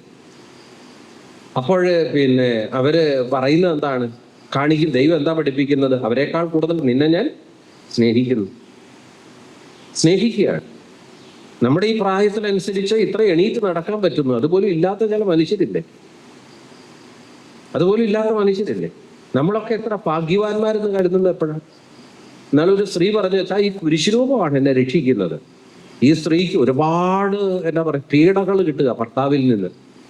അപ്പൊ ഈ സ്ത്രീ കുരിശിനെ നോക്കിയിട്ട് പറഞ്ഞെന്നറിയോ? ഞാൻ ഈശോയുടെ മകള് തന്നെയാണ്. ഈശോയ്ക്ക് തല്ല് കിട്ടി, എനിക്കും തല്ല് കിട്ടി. ഈശോയെ പോലെ എനിക്ക് ജീവിക്കണം. അപ്പൊ തളരാതെ നിൽക്കുന്നതിന്റെ കാരണം കുരിശാണ് എന്നെ രക്ഷിക്കുന്നത്. അപ്പൊ കുരിശിലേക്ക് നോക്കുമ്പോൾ ഈശോയ്ക്ക് കിട്ടിയതിന്റെ 4/1 എനിക്ക് കിട്ടിയിട്ടുള്ളൂ. അപ്പൊ എന്നെക്കാളും വേദനയെടുത്ത ഈശോ അവിടെ ജീവിക്കുന്നു. അപ്പൊ എനിക്ക് ജീവിക്കാൻ പറ്റും. പാഠം അതൊക്കെ. ആത്മാവിൽ ദരിദ്രരായവരെ ഭാഗ്യവാന്മാർ, സ്വർഗരാജ്യം നിങ്ങളുടെ. ആത്മാവിൽ ദരിദ്രൻ എന്ന് പറഞ്ഞാൽ അതിന്റെ അർത്ഥം എന്താ? എനിക്ക് എന്തെങ്കിലും ഒരു ആവശ്യം വന്നാൽ എനിക്കൊരു ദൈവമുണ്ട്. അതാണ് അതിന്റെ പ്രത്യേകത. ഞാൻ ഒത്തിരി ഓർത്ത് ആകുലപ്പെടേണ്ട ആവശ്യമില്ല. ആത്മാവിൽ ദരിദ്രൻ, എനിക്കൊന്നുമില്ല. ഇപ്പൊ ഞാന് കൊറോണ വൈറസിന്റെ കാലത്ത് ഞാൻ ഭയങ്കര ദാരിദ്ര്യത്തിലായിരുന്നു. എനിക്ക് എൻ്റെ കൂടെ 2-3 പിള്ളേരും ഉണ്ട് താമസിക്കാൻ, സങ്കല്പിക്കും. അപ്പൊ എനിക്ക് ഇംഗമായിട്ട് ഒന്നുമില്ല, ഒരു നേർച്ച ഒന്നും കിട്ടുന്നില്ല. അപ്പൊ എൻ്റെ ഒരു സുഹൃത്ത് ഭയങ്കര ധനാഢ്യനുണ്ട്. ഞാൻ അവൻ്റെ അടുത്ത് ചെല്ലുക, എടാ എൻ്റെ കൂടെ 3-4 പിള്ളേരുണ്ട്, 5 പൈസ പോലും ഇല്ല, അതുകൊണ്ട് നീ എന്തെങ്കിലും തരുമോ? അവനൊരു 5000 രൂപ എടുത്തു തരിക. പക്ഷെ എനിക്ക് കൊറോണ വൈറസ് മാറിയില്ല, വീണ്ടും പ്രശ്നമാണ്. വീണ്ടും ഞാൻ അവൻ്റെ അടുത്ത് ചെല്ലുന്നു, വീണ്ടും ഒരു 5000 എടുത്തു തരും. അതാണ് ഭൗതിക ദാരിദ്ര്യം എന്ന് പറഞ്ഞാൽ, എനിക്കില്ലാണ്ട് വരുമ്പോൾ ആശ്രയിക്കാൻ ഒരു ദൈവമുണ്ട്. അതാണ് ആത്മാവിൽ ദരിദ്രൻ. അതുകൊണ്ടാണ് നമ്മൾ ഒരിക്കലും ഒന്നിനെ അഹങ്കരിച്ചേക്കരുത്. അഹങ്കാരം ഒരിക്കലും പാടില്ല. അഹങ്കരിക്കുന്നവരിലേക്ക് ദൈവത്തിന്റെ കൃപ വരികയാണ്. എന്ത് ചെയ്യണം? എളിമപ്പെട്ട് ജീവിക്കണം. എനിക്ക് എന്തെല്ലാം ഉണ്ടോ അത് ദൈവം തന്നതാണ്. എൻ്റെ ഈ ശരീരം ദൈവം തന്നതാണ്. അപ്പൊ എന്ത് ചെയ്യണം? ഇതേ ചൈതന്യത്തോടുകൂടെ ഈ ശരീരം എനിക്ക് തിരിച്ചു കൊടുക്കണം. അതല്ലേ മനുഷ്യൻ എന്ന് പറയുന്നത് പഞ്ചഭൂതങ്ങളിൽ പെടുന്നതാണ്. ചിന്തിച്ചു നോക്കി, പഞ്ചഭൂതങ്ങളിൽ പെടുന്നതാണ് മനുഷ്യൻ എന്ന് പറഞ്ഞു. എന്താണ് ഈ പഞ്ചഭൂതം? ശവസംസ്കാരത്തിന്റെ സമയത്ത് ഒരു പ്രാർത്ഥനയില്ലേ, മനുഷ്യ നീ മണ്ണാകുന്നു, മണ്ണിലേക്ക് മടക്കും. അപ്പൊ ഞാനെന്ന് പറയുന്നത് എന്താണ്? മണ്ണായിരുന്നു. ഞാൻ മണ്ണാണ്, മണ്ണിലേക്ക് മടങ്ങും. അപ്പൊ ഞാൻ എണീറ്റ് നിൽക്കുന്നുണ്ടെങ്കിൽ അതിന്റെ കാരണം എന്താ? ദൈവമുണ്ട്, ദൈവം എൻ്റെ കൂടെയുണ്ട്. ഞാനിനി ഒരിക്കലും സംശയിക്കേണ്ട ആവശ്യമില്ല. കാരണം ദൈവമുള്ള ശരീരമാണ് എൻ്റേത്. അതാണ് എന്നെ ധൈര്യപ്പെടുത്തുന്നത്. വീണ്ടും മനുഷ്യൻ എന്ന് പറയുന്നത് വെറും ശ്വാസമാണ്, വായു. അകത്തേക്ക് എടുക്കുന്നത് ജീവൻ, പുറത്തേക്ക് വിടുന്നത് മരണമാണ്. പുറത്തോട്ട് വിട്ട ശ്വാസം അകത്തോട്ട് എടുക്കാൻ പറ്റിയില്ലെങ്കിലും, നാളെ മനോരമ പേപ്പറിനകത്ത് ധ്യാനം കൂടുന്നതിനിടയിൽ അന്തിശ്വാസം വലിച്ചു, ഇതൊരു അറിയിപ്പായിട്ട് സ്വീകരിക്കണം, നാളെയാണ് അടക്ക്. ചിന്തിച്ചു നോക്കി, വെറും ഒരു ശ്വാസമാണ് നമ്മൾക്ക് ബർത്ത്ഡേ ആഘോഷിക്കില്ലേ? നിങ്ങൾക്ക് ഒരു 7 വയസ്സായ ഒരു കൊച്ചുണ്ട് ബർത്ത്ഡേ ആഘോഷിക്കാൻ, നിങ്ങൾ എന്ത് ചെയ്യും? ഈ 7 വയസ്സായ കൊച്ചിന് വേണ്ടിയിട്ട് നിങ്ങൾ ഒരു കേക്ക് മേടിച്ചുകൊണ്ട് വരും. എന്നിട്ട് 7 എന്നെഴുതിയ തിരി അല്ലെങ്കിൽ 7 തിരി ഇതിന് മുകളിൽ കുത്തി നാട്ടും. എന്നിട്ട് എങ്ങനെയാ ബർത്ത്ഡേ ആഘോഷിക്കുന്നത്? തിരി കത്തിക്കുന്നത് ആരാ? തിരി കത്തിക്കുന്നത് ആർക്ക് വേണേലും കത്തിക്കാം. ബർത്ത്ഡേ ബോയിയോട് പറയുന്നത് എന്താ? ഊതിക്കെടുത്താനാ പറയുന്നത്. അപ്പം ബർത്ത്ഡേ എന്താ? ബർത്ത്ഡേ ബോയിയോട് പറയാണ് ഊതിക്കെടുത്താൻ. 7 വയസ്സായൊരു കൊച്ച് ബർത്ത്ഡേ ആഘോഷിക്കുവാണ്. അപ്പൊ ഊതിക്കെടുത്താനാ പറയുന്നത്. അപ്പൊ എന്താ ബർത്ത്ഡേ? 7 മരിച്ച വർഷങ്ങൾ ഊതിക്കെടുത്തുകയാണ്. 7 മരിച്ച വർഷങ്ങൾ. അകത്തോട്ട് എടുക്കുന്നതാ ജീവൻ, പുറത്തോട്ട് വിടുന്നത് മരണമാണ്. നമ്മൾ ചിലപ്പോൾ എളുപ്പത്തിന് നമ്മൾ പറയുകയല്ലേ, അയലോക്കത്തെ ചേട്ടൻ മരിച്ചു. നമ്മൾ ചിലപ്പോൾ പെട്ടെന്ന് പറയുന്നത് എന്താ? ചേട്ടന്റെ കാറ്റ് പോയെന്നാ പറയുന്നത്. അപ്പൊ ഈ ചേട്ടൻ എന്ന് പറയുന്നത് എന്താ? വെറും ഒരു കാറ്റ്. ചേട്ടൻ എന്ന് പറയുന്നത് വെറും ഒരു കാറ്റാണ്. അകത്തേക്ക് എടുക്കുന്നതാ ജീവൻ, പുറത്തോട്ട് വിടുന്നത്. അപ്പൊ നമ്മുടെ നിസ്സാരതയെ ഓർത്ത്, നമ്മുടെ മൂക്കിനാകാനും 2 ദ്വാരം ഇല്ലായിരുന്നെങ്കിൽ ജലദോഷം മതിയായിരുന്നു ചിലപ്പോൾ തട്ടിപ്പോകാൻ. നമ്മൾ ചിലപ്പോൾ ജലദോഷമൊക്കെ വരുമ്പോഴേക്കില്ല ഒരെണ്ണം തുറന്ന് കിട്ടുകയുള്ളൂ. ഒരെണ്ണം നമ്മൾ വിക്സൊക്കെ എടുത്ത്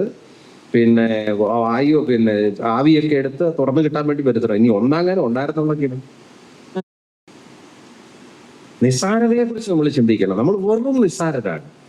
അതുകൊണ്ടാണ് ആത്മാവിൽ ദരിദ്രൻ, ഞാൻ ഒന്നുമല്ല, എനിക്ക് ഒന്നുമില്ല, ഉള്ളതൊക്കെ ദൈവം തന്നതാണ്. അപ്പൊ ഈ ഒരു അവബോധത്വം, അങ്ങനെയാണ് നമുക്ക് ആശ്രയിക്കാൻ പറ്റുള്ളൂ. നാളെ രാവിലെ എണീക്കണമെങ്കിൽ ദൈവം എണീപ്പിക്കണ്ടേ? നമ്മൾ തല കറങ്ങാതെ നമ്മൾ നടക്കണമെന്നുണ്ടെങ്കിൽ ദൈവം അനുഗ്രഹിക്കണ്ടേ? കണ്ണിന് കാഴ്ച കിട്ടണമെങ്കിൽ ദൈവം അനുഗ്രഹിക്കണ്ടേ? ബുദ്ധി കിട്ടണമെങ്കിൽ ചിന്തിച്ച്, ചില മനുഷ്യരുടെ ചില രോഗങ്ങളെ കുറിച്ചൊക്കെ ഒന്ന് ചിന്തിച്ച് നോക്കും. ഒരിക്കൽ ഇവിടെ പ്രാർത്ഥിക്കാൻ വേണ്ടിയിട്ട് ഒരു കൊച്ചിനെയും കൊണ്ട് വന്നതാണ്. ശരീരം മുഴുവൻ നീരാണ്. അത് ഒരു 3-4 മണിക്കൂർ നിന്ന് തിരുമിയാൽ ഈ കാലയിലെ നീര് വയറിലോട്ട് ഇങ്ങനെ കയറ്റി രക്ഷപ്പെടുത്താൻ പറ്റുള്ളൂ. അതിൻ്റെ ഒക്കെ പിന്നെ കീറിയെടുക്കണം. അതിനൊന്നും മരുന്ന് പോലും ഇല്ല. ഏതാണ്ട് കാഞ്ഞങ്ങാടോ അവിടെ മംഗലാപുരത്ത് അങ്ങാണ്ട് ഒരു എന്തൊരു വൈദ്യനുണ്ട് ശകലം കണ്ടുപോയി. എത്ര നാളായി സഹിക്കാൻ തുടങ്ങി. കാസർഗോഡ്. ചിന്തിച്ചു നോക്കി, ചില മനുഷ്യരുടെയൊക്കെ ചില പ്രശ്നങ്ങൾ കേൾക്കുമ്പോൾ നമ്മുടേത് ഒന്നുമല്ലെന്ന് മനസ്സിലാകും. അപ്പോഴാണ് നമ്മൾ ദൈവത്തിന് നന്ദി പറഞ്ഞ് ജീവിക്കേണ്ടത്. അപ്പൊ ഞങ്ങളുടെ ഒരു അച്ഛനുണ്ട്. ജനുവരി 1-ാം തീയതി പുത്തൻകുർബാനയായിരുന്നു. ജനുവരി 6-ാം തീയതി ബാച്ചുകാരന്റെ പുത്തൻകുർബാനയ്ക്ക് വേണ്ടി വടക്കാഞ്ചേരി വരികയാണ്.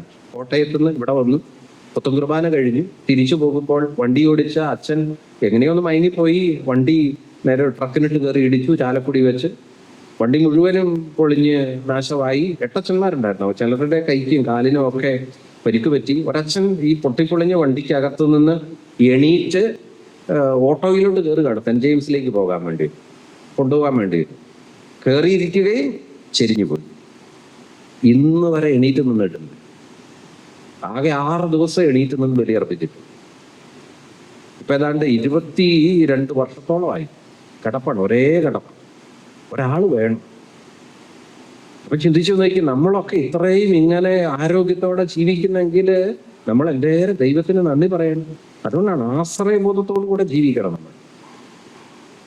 പണ്ട് ശാലോം ടി വി ഒരിക്കല് ഒരു പെസഹായുടെ കാലഘട്ടത്തില് ഈ ഒരുപാട് ഇങ്ങനെ മനുഷ്യരെ ഇങ്ങനെ ഷൂട്ട് ചെയ്തു. അതായത് തളർന്നു കിടക്കുന്ന ഒരുപാട് മനുഷ്യരുണ്ട്. ഒരു ദിവസം രാവിലെ മുതൽ വൈകുന്നേരം വരെ കാണിച്ചാലും തീരിയാലാത്ത മനുഷ്യരുണ്ടെന്ന് അവർ പറഞ്ഞു. ഓരോ വീടുകളിൽ ഇങ്ങനെ തളർന്നു കിടക്കുന്നത്, അച്ഛന്മാരും ഒത്തിരി, സിസ്റ്റേഴ്സ്, അതുപോലെ കുടുംബ ജീവിതക്കാർ, അതും ചില ചെറുപ്പക്കാർ. എന്തിനു വേണ്ടി? സഭയുടെ അനുഗ്രഹമാകും എന്ന് കാണിക്കാൻ വേണ്ടിയിട്ട് ഇങ്ങനെ കുറെ പേര് സഹിച്ചു കിടപ്പുണ്ട്. അതുകൊണ്ട് നിങ്ങൾ നല്ല ആരോഗ്യത്തോടെ ജീവിച്ചോണം, ദൈവത്തിന് നന്ദി പറഞ്ഞോണം. അതുകൊണ്ടാ ശരീരത്തിന് ഒരു ഞരമ്പിന് പിടുത്തം വിട്ടാൽ പോരെ, എല്ലാം തീരാൻ. ചിന്തിച്ചു നോക്കി, ഒരു ഞരമ്പിന് പിടുത്തം വിട്ടാൽ മതി, എല്ലാം തീരാൻ. ഇനി എത്ര ടെസ്റ്റ് ചെയ്താലേ വരുന്നത്. അപ്പൊ അതുകൊണ്ടാണ് ആത്മാവിൽ ദരിദ്രനായിട്ട് ജീവിക്കണം. എന്നാ ഇതിന്റെ അർത്ഥം, ഞാൻ ഒന്നുമല്ല, എനിക്കൊന്നുമില്ല, ഉള്ളതൊക്കെ ദൈവം തരുന്നതാണ്. അപ്പൊ എന്ത് ചെയ്യണം? നന്ദി പറഞ്ഞ് ജീവിക്കണം, കുർബാന അർപ്പിച്ച് ജീവിക്കണം, പള്ളിയിലൊക്കെ പോകണം, പ്രാർത്ഥനയിലൊക്കെ സമയം കണ്ടെത്തണം. എല്ലാ ദിവസവും ഒരു നിശ്ചിത സമയം നമ്മൾ ദൈവത്തിന് കൊടുത്തോണ്ടിരിക്കണം. ഒരു ജപമാലയൊക്കെ ചൊല്ലി പ്രാർത്ഥിക്കും ഈശോയുമായിട്ട്. എന്താ പ്രാർത്ഥന? It is an appointment with God. ഈശോയുമായിട്ട് അപ്പോയിന്റ്മെന്റാ പ്രാർത്ഥന. അപ്പൊ ചിന്തിച്ചു നോക്കി, പ്രൈം മിനിസ്റ്റർ വിളിക്കുക നിങ്ങളെ, നാളെ 10 മണിക്ക് എനിക്കൊരു അപ്പോയിന്റ്മെന്റ് വേണം. നമ്മൾ ആ കൃത്യസമയത്ത് നമ്മൾ ആ മനുഷ്യനോട് സംസാരിക്കാൻ വേണ്ടി കാത്തിരിക്കുകയാണ്. പ്രാർത്ഥന എന്താ? ദൈവം അപ്പോയിന്റ്മെന്റ് ചോദിക്കുക. എനിക്ക് വേണ്ടി നീ ഒന്ന് പള്ളി വരാം, എനിക്ക് വേണ്ടി നീ ഒരു ജപമാല ചെല്ലാവും. സഭയിൽ ഒരുപാട് പ്രശ്നങ്ങൾ നടക്കുക, നമ്മൾ പ്രാർത്ഥിച്ചാലല്ലേ പ്രശ്നം തീരുവാണ്. ഈ നാളുകളിലൊന്നും ഒരു പ്രശ്നം തീർന്നിട്ടില്ല. അപ്പൊ അതുകൊണ്ട് നമ്മൾ എത്ര ജാഗ്രതയോടുകൂടെ നമ്മൾ ജീവിക്കണമെന്ന് ചിന്തിച്ചു നോക്കി. അതുകൊണ്ടാണ് ആത്മാവിൽ ദരിദ്രനാകണം. അതല്ല, സഭാചരിത്രം പരിശോധിച്ചാൽ ഒരു പുണ്യവതിയുണ്ട്, ക്ലാര പുണ്യവതിയാണ്. ജീവിച്ചത് രാജകൊട്ടാരത്തില. എങ്ങനെ ഈ മകള് പുണ്യവതിയായിരുന്നു? എപ്പോഴും ദൈവത്തിന് നന്ദി പറഞ്ഞുകൊണ്ട് ജീവിച്ചു. എന്നിട്ടോ കിട്ടുന്നതിന്റെ ഒരു അംശം എപ്പോഴും ഇങ്ങനെ പാവങ്ങൾക്ക് കൊടുത്തുകൊണ്ടിരുന്നു. പാവങ്ങൾക്ക് ഇങ്ങനെ കൊടുത്തുകൊണ്ടിരുന്നു. ഭക്ഷണത്തിന്റെ ഒരു അംശം, അതുപോലെ തന്നെ ഡ്രസ്സിന്റെ ഒരു അംശം, സമ്പത്തിന്റെ ഒരു അംശം, എല്ലാം ദൈവം തരുന്നതല്ലേ. പങ്കുവെച്ചാൽ വളരുകയുള്ളൂ. നമുക്കൊക്കെ എന്തുമാത്രം പങ്കുവയ്ക്കാൻ. ആരോഗ്യമുണ്ട്, സമ്പത്തുണ്ട്. എന്ത് ചെയ്യണം? വെറുതെ ഇരിക്കുമ്പോൾ രോഗി സന്ദർശനത്തിനൊക്കെ പോകണം. അയലോക്കത്തെ നിങ്ങളുടെ യൂണിറ്റിലൊക്കെ രോഗികളുണ്ടെങ്കിൽ പോയി സന്ദർശിക്കണം. ഇടവുകളിലൊക്കെ രോഗികളുണ്ടെങ്കിൽ സന്ദർശിക്കണം. അടുത്ത വീടുകളിലൊക്കെ പോയി ഇരുന്ന്, പ്രായമായവരുടെയൊക്കെ അടുത്തിരുന്ന്, നമുക്കൊക്കെ ഒരു പ്രായമായല്ലോ, അടുത്ത ഒരു കിടപ്പ് രോഗികളുടെ അടുത്തും നമുക്ക് അവരുടെ മുമ്പിലൊന്ന് നിൽക്കുന്നത് ബെസ്റ്റ്, ഏറ്റവും വലിയ ആശ്വാസം കൊടുക്കാൻ പറ്റുന്ന എന്നറിയാം. അവരുടെ കൂടെ നിൽക്കുക അല്പം നേരം. മരുന്നിനേക്കാൾ കൂടുതൽ എന്താ? മനുഷ്യന്റെ സാന്നിധ്യം എന്ന് വേണം. സംസാരിക്കാൻ കൊതിച്ചു കിടക്കുന്ന മനുഷ്യരില്ല. അപ്പൊ എനിക്കിത്ര ആരോഗ്യമുണ്ട്, ആരോഗ്യമില്ലാത്തവരെ സപ്പോർട്ട് ചെയ്ത് ഞാനും വളർത്താൻ വേണ്ടി. അതുകൊണ്ട് തന്നെ ഈ സുവിശേഷ വേല ചെയ്യാൻ തുടങ്ങണം. നന്മയിൽ വളരണമെന്നുണ്ട്. അതിനെങ്ങനെയാണ്? നമ്മുടെ വീട് മാത്രമല്ല നമ്മുടെ ലോകം. എന്നെ കൊണ്ട് ചെയ്യാൻ പറ്റാവുന്ന എല്ലാ നന്മകളും നമ്മൾ ചെയ്യണം. നമ്മുടെ പള്ളിയൊന്നും ചെറുതാക്കരുത്. നമ്മുടെ പള്ളി ഇങ്ങനെ ചെറുതാകുന്നു. ഞാൻ പള്ളിയിൽ പോകാതിരിക്കുമ്പോൾ എൻ്റെ പള്ളി ചെറുതാകുകയാണ്. ഞാൻ പള്ളിയിൽ പോകുമ്പോൾ എൻ്റെ പള്ളി വലുതാകുകയാണ് എന്ന് പറഞ്ഞാൽ, ഒരു കൂട്ടായ്മയിൽ നമ്മളും കൂടെ ചേർന്ന് നിൽക്കുമ്പോൾ നമ്മുടെ കൂട്ടായ്മ, നമ്മുടെ പ്രസ്ഥാനം വളരുകയാണ്. ഞാൻ അതിൽ നിന്ന് മാറി നിൽക്കുമ്പോൾ എനിക്ക് ഒരിക്കലും അതിൽ നിന്ന് വളരാൻ പറ്റുകയില്ല. അപ്പൊ അതുകൊണ്ട് ആത്മാവിൽ ദരിദ്രനാകണം.